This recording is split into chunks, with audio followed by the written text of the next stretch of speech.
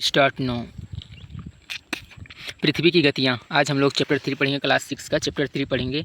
पृथ्वी की गतियाँ, पृथ्वी गति कैसे करती है आज पढ़ेंगे। जैसा कि आप जानते हैं, पृथ्वी की गति दो प्रकार की है, घूर्णन एवं परिक्रमण। पृथ्वी का अपने अक्ष पर घूमना घूर्णन कहलाता है। जब पृथ्वी अपने अक्ष पर घूमता है उसे घूर्णन कहते हैं। सूर्य के चारों ओर एक स्थिर कक्ष में पृथ्वी की गति को परिक्रमण कहते हैं। जब सूर्य के चारों ओर पृथ्वी चक्कर लगाता है उसे क्या कहते हैं? परिक्रमण कहते हैं। पृथ्वी का अक्ष एक काल्पनिक रेखा है जो इसके कक्षीय सतह से 66.5 डिग्री का कोण बनाती है। वह समतल जो कक्ष के द्वारा बनाया जाता है उसे कक्षीय समतल कहते हैं। पृथ्वी सूर्य से प्रकाश प्राप्त करती है। पृथ्वी का आकार गोले के समान है। पृथ्वी सूर्य से प्रकाश प्राप्त करता है और पृथ्वी का आकार कैसा है? गोल है।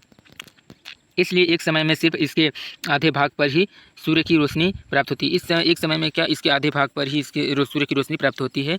सूर्य की ओर वाले भाग में दिन होता है, जबकि दूसरा भाग जो सूर्य से दूर होता है वहाँ रात होती है। ग्लोब पर वह वृत्त जो दिन तथा रात को विभाजित करता है उसे प्रदीप्ति वृत्त कहते हैं। यह वृत्त अक्ष के साथ नहीं मिलता है, जैसा कि आप चित्र 3.2 में देख सकते हैं। पृथ्वी अपने अक्ष पर एक चक्कर पूरा करने में लगभग 24 घंटे का समय लेती है। घूर्णन के समय काल को पृथ्वी दिन कहा जाता है। यह पृथ्वी की दैनिक गति है। पृथ्वी के कक्षीय समतल पर लंब उत्तर ध्रुव और दक्षिण ध्रुव। देखिए ये उत्तर ध्रुव, देखिए हाँ ये उत्तर ध्रुव, ये दक्षिण ध्रुव, ये मकर रेखा, ये ऊपर वाला दक्षिण उत्तरी गोलार्ध को कर्क रेखा। पृथ्वी का कक्षीय समतल ये 66.5 डिग्री। ये है विषुवत वृत्त जिसको भूमध्य रेखा बोलते हैं। ये देखिए सूर्य का प्रकाश पड़ रहा है यहाँ अक्ष, ये उत्तर ध्रुव पर पड़ रहा है और दक्षिण ध्रुव पर कुछ है, धूप नहीं जा रहा है। विषुवत अप्रदीप्त वृत्त।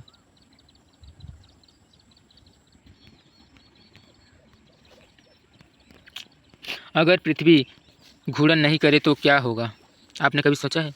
सूर्य की तरफ वाले पृथ्वी के भाग में हमेशा दिन होगा, जिसके कारण उस भाग में गर्मी लगातार पड़ेगी। दूसरे भाग में हमेशा अंधेरा रहेगा एवं पूरे समय ठंड पड़ेगी। इस तरह की अवस्था में जीवन संभव नहीं हो पाएगा।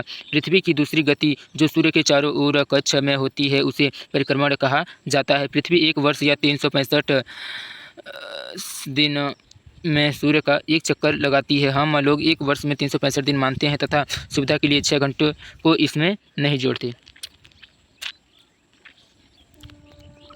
उत्तरी गोलार्ध में शीत ऋतु।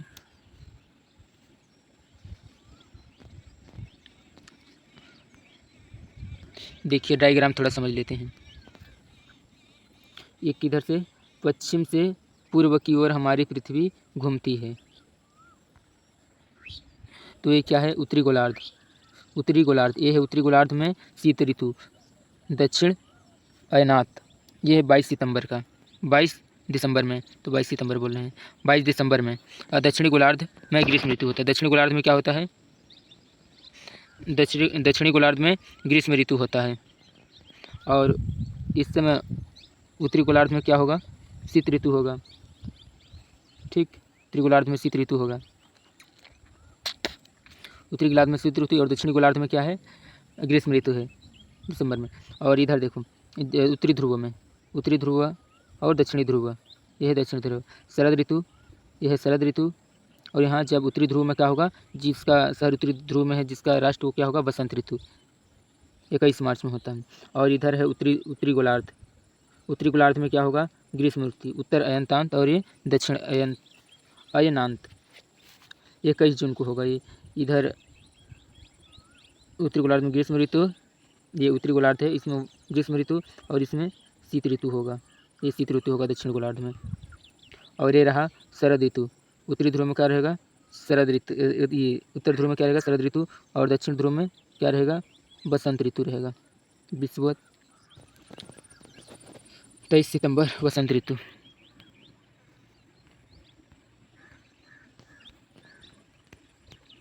चार वर्षों में प्रत्येक वर्ष के बचे हुए 6 घंटे मिलकर एक दिन यानी 24 घंटे के बराबर हो जाते हैं। इसके अतिरिक्त दिन को फरवरी के महीने में जोड़ा जाता है। इस प्रकार प्रत्येक चौथे वर्ष फरवरी माह 28 के बदले 29 दिन का होता है। ऐसा वर्ष जिसमें 366 दिन होते हैं उसे लीप वर्ष कहा जाता है। पता लगाइए कि अगला लीप वर्ष कब होगा।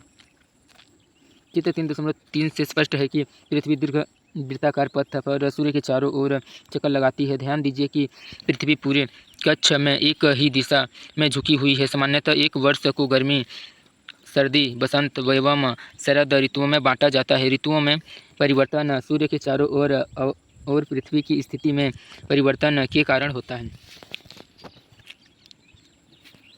चित्र 3 में आप देखेंगे कि 21 जून को उत्तरी गोलार्ध सूर्य की तरफ झुका है। सूर्य की किरणें कर्क रेखा पर सीधी पड़ती है। इसके परिणाम स्वरूप इन क्षेत्रों में ऊष्मा अधिक प्राप्त होती है। ध्रुवों के पास वाले क्षेत्रों में कम ऊष्मा प्राप्त होती है क्योंकि वहाँ सूर्य की किरणें तिरछी पड़ती है। उत्तर ध्रुव सूर्य की तरफ झुका होता है तथा उत्तरी ध्रुव रेखा के बाद वाले भागों पर लगभग 6 महीने तक लगातार दिन रहता है। चूँकि उत्तरी गोलार्ध के बहुत बड़े भाग में सूर्य की रोशनी प्राप्त होती है, इसलिए विषुवत वृत्त के उत्तरी भाग में गर्मी का मौसम होता है। 21 जून को इन क्षेत्रों में सबसे लंबा दिन तथा सबसे छोटी रात होती है। पृथ्वी की इस अवस्था को उत्तर अयनांत कहते हैं। 22 दिसंबर को दक्षिण ध्रुव के सूर्य की ओर झुके होने के कारण मकर रेखा पर सूर्य की किरणें सीधी पड़ती है। चूँकि सूर्य की किरणें मकर रेखा पर लंबवत पड़ती है, इसलिए दक्षिणी गोलार्ध के बहुत बड़े भाग में प्रकाश प्राप्त होता है। इसलिए दक्षिणी गोलार्ध में लंबे दिन तथा छोटी रातों वाली ग्रीष्म ऋतु होती है। इसके ठीक विपरीत स्थिति उत्तरी गोलार्ध में होती है। पृथ्वी की इस अवस्था को दक्षिण अयनांत कहा जाता है।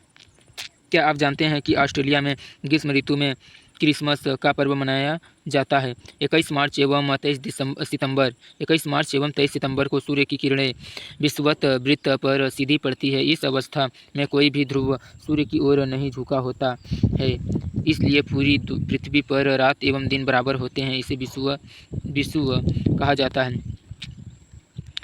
23 सितंबर को उत्तरी गोलार्ध में शरद ऋतु होती है, जबकि दक्षिणी गोलार्ध में वसंत ऋतु होती है। 21 मार्च को स्थिति इसके विपरीत होती है, जब उत्तरी गोलार्ध में वसंत ऋतु तथा दक्षिणी गोलार्ध में शरद ऋतु होती है। इस प्रकार स्पष्ट है कि पृथ्वी के घूर्णन एवं परिक्रमण के कारण दिन एवं रात तथा ऋतुओं में परिवर्तन होता है।